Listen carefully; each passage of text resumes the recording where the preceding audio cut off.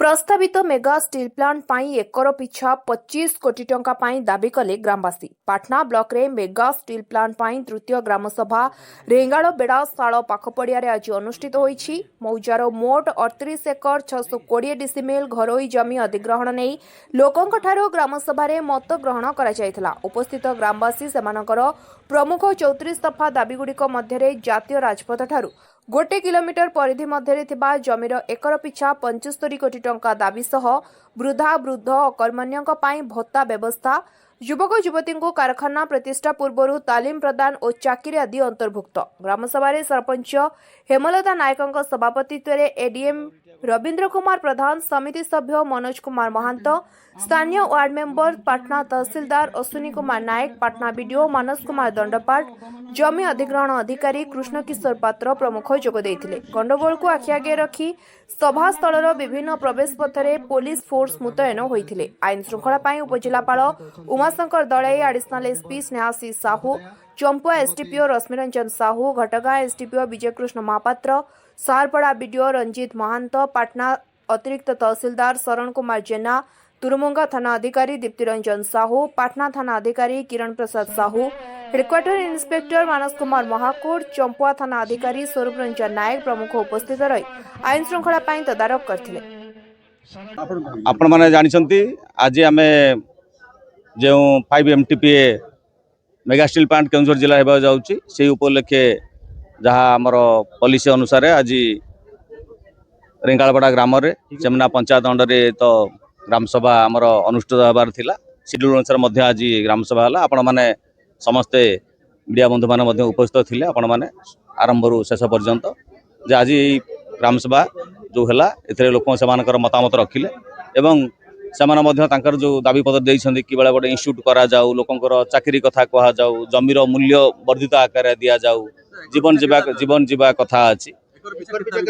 एकर पिछा सेमाने जो दाबी कले 50 कोटी दाबी लिखुचंती, 75 कोटी 50 कोटी लिखिचंती। सेटा आपण माने जानि पड़थिबे सेमाने तांकर मतामत देले सेटा तो आमे सरकार पाखे रखिबु।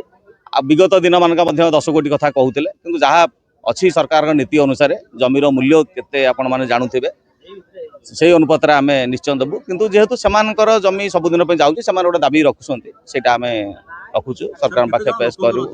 आमर मुख्य दाबी है आमर जो जमी आम जो बासहरा हो तो आम से बासहरा जमी आम आमर मुख्य दाबी रखीचु। आमर एनएच जेहेतु आमर जाइए से एनएच रु 1 किलोमीटर भितर आम 75 कोटी टंका आम दाबी रखीचु। भविष्य रे आ गरीब कहले कि से माने पॉलिथिन गुटाई में तापरे जाजाबर होइजमे एगा जो आसुछन माने लोक माने जो ठिन ठिन ठिन ठिन ठिन ठिन बजाई करी जो माने व्यापार करूछन सेई मेती हमर छुआ पिला मानकर भविष्य हेबो। जदी आमे जमी के आमे जदी हराई दमु ताहले आ सेई ठिन ठिन व्यवस्था से हमर छुआ माने कर्मा नै। आमे जेहेतु जमी मालिक आमे सेमिति मालिक हिसाब रे रहमु। आमर छुआ जेमती गरीब होई करी आ बुली बुलवा नै कि पॉलिथिन कुणैमा नै कि बोतल कुणैमा नै आमे सेइटा चाहूछु।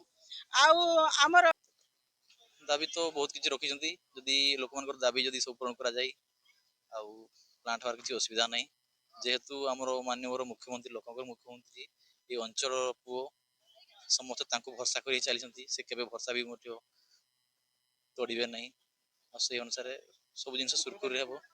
मुख्य दाबी तो मेनली जमीर मूल्य उपर समस्ते मेनली फोकस कर तो 75 कोटी 50 कोटी रखी दूरता अनुसार एनएच जेहेतु एनएच साइड आ दाम अधिक जमीर रही से अनुसार मूल्य अधिक रखी एवं विस्थापित होला परे लोक माने जेमती माने बहुत कष्ट रे जीवन अतिबाहित करूचंती।